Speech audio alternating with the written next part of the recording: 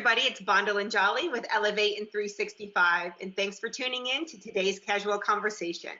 I am with Lisa Larkin, who has many, many titles. She is the co-owner of RE/MAX Select in Tucson, Arizona. She is also the designated broker there, the director of agent development, and the director of opportunity. Hey, Lisa, how are you today? I'm great, Bondal, and good to be with you. I'm so happy to have you.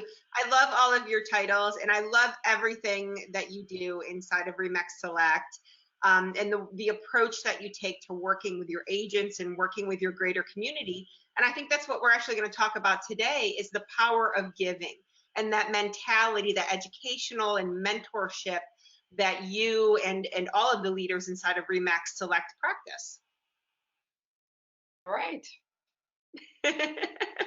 So where do you want to start? Okay, let's just get this out of the way. So we do actually have a charity that we support, and that's the Children's Miracle Network. It's a RE/MAX charity, and on the local level, this year, our first full year in business, through our agents, we donated $2,000 from individual agents who contributed when they had a closing.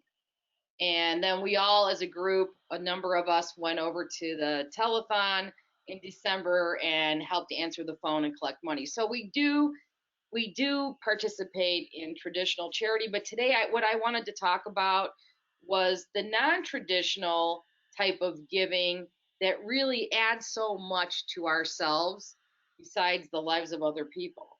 And I actually started writing a book about this after discovering a book that I absolutely adore called The Miracle Morning, The Not So Obvious Secret to Transform Your Life Before 8 a.m. by Hal Elrod. This guy is a notorious giver. I mean, he has a podcast called Achieve Your Goals Podcast, and it is one of the best books I've ever written, and he's one of the most amazing people. I consider him a mentor, along with Darren Hardy, who has got a hashtag that's called Better Every Day. So yeah, we're all trying to get better. We all work for ourselves in real estate. And so the more that we learn from each other and the more we can help each other, the better off we are. Well, I love, like in your office, you guys do a lot of training. You're really big on coaching and training. And I love that not only is that coaching and training and mentorship available for the agents in your office, but you actually invite agents from competing brokerages to come in and participate and be involved in the story. And, why is that? What are you giving in there? Okay, well, I am teaching a class, whether there's one student or there's 15 students in our classroom or in a larger classroom where we can accommodate more people, as we did in December when we did business planning at a title company. And we are happy to contribute to the industry. And if I'm teaching our agents and there's other seats in the room, why not let somebody else come and hear something that is going to make them better for themselves, their families, and their agents. And at the same time, we're exposing our value proposition without saying, hey, look at us, look how great we are. We're just saying, here, this is what we do. Come and take a look at it. And if you find value in it, you're welcome to keep coming. And if you want to join us, that's great too, So rather than trying to have a conversation with somebody and tell them how great we are, we just show them who we are and what our culture's like. That makes sense? Yeah, that makes perfect sense. And that's wonderful, that you guys have that very open and sharing and collaborative approach in your community. Right. And the other thing is just even sharing with our agents. I mean, we have good agents, and they would probably be good agents if they didn't have the training that we offer in-house that we don't charge for, and the coaching, but they're better because of it.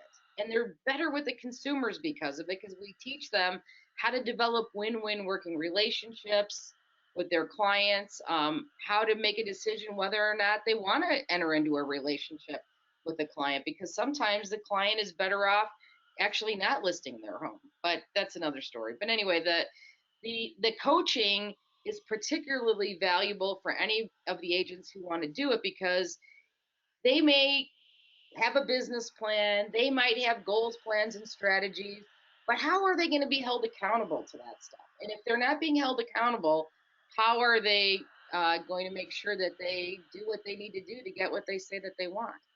So, that doing that actually for our agents makes them better, and it makes them really appreciate our office. So, but Yeah. just yeah, that's just within the office. That's how we are. That's our That's culture. awesome. That's awesome.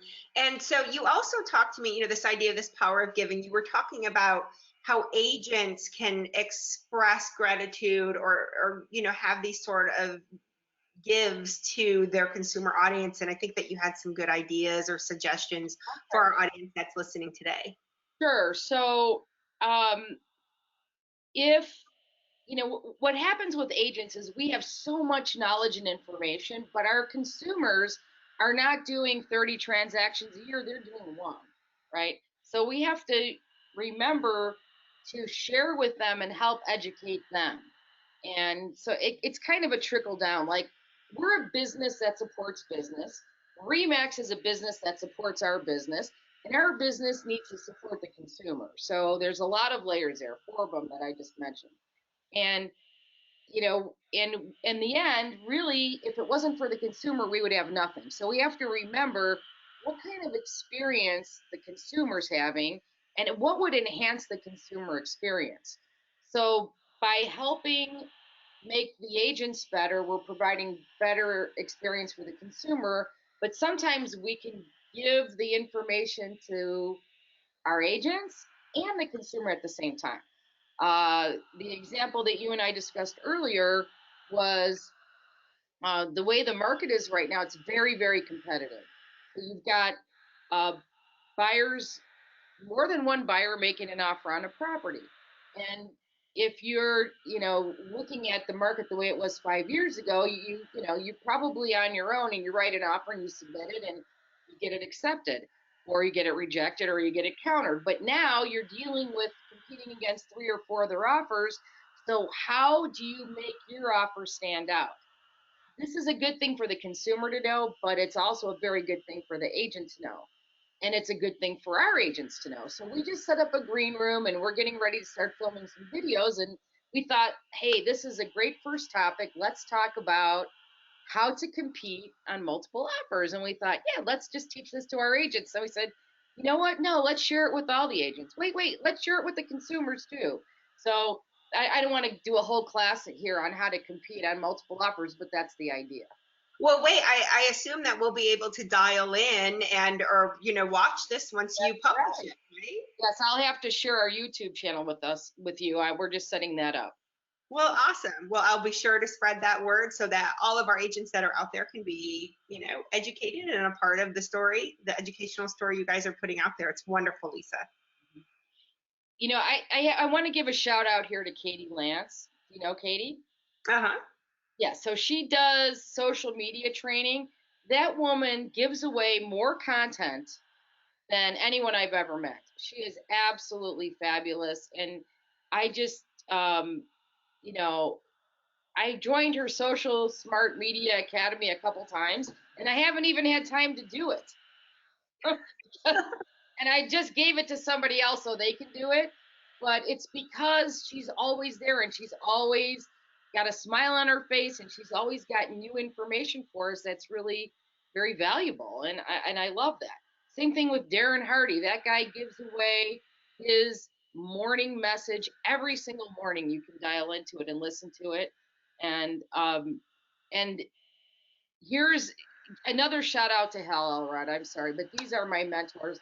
Hal had the worst year of his life last year. I mean, the absolute worst year. And he wasn't afraid to tell us about it. He told us why he had a horrible year. And then he said, here's how he's going to make 2020 better. And one of the things that he shared was that you have to come up with what your values are, what's most important to you. And I mean, I could go on and on, but in doing that, he gave me the strength to really be more vulnerable, because he was so vulnerable to us, and to really dig deep into, am I living in alignment with my values? And I decided that really, looking at other people's values are not mine. So maybe somebody else has a value of wealth. Mine is health, love, and contribution.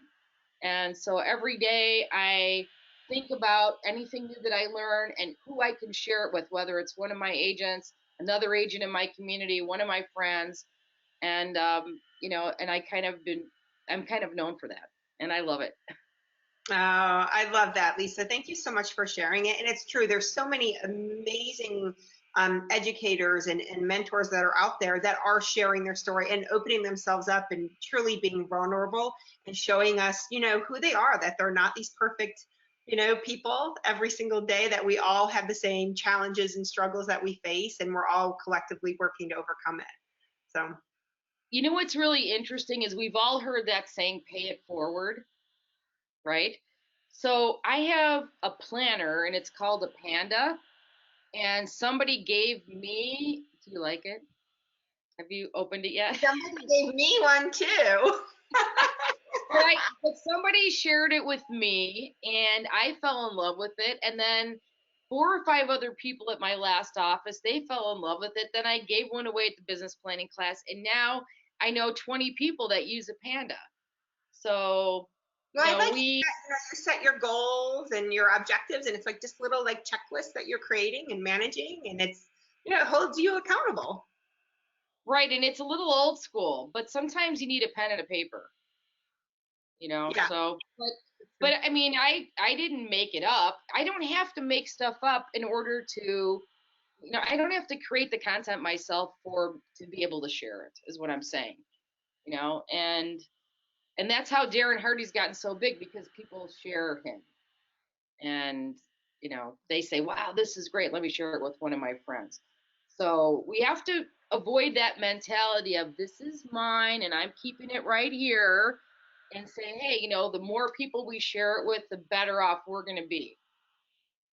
I love that. Well, Lisa, I know that you're not just, talking the talk, but you walk the walk. You and I have been friends and known each other for many years, and you truly are doing wonderful things in Tucson with your office, with the greater community, and with all of your friends. So thank you so much for being you.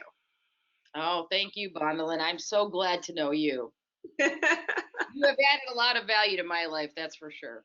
Oh, and we have a lot of fun at the same time too. Well, everybody, thanks so much for tuning in.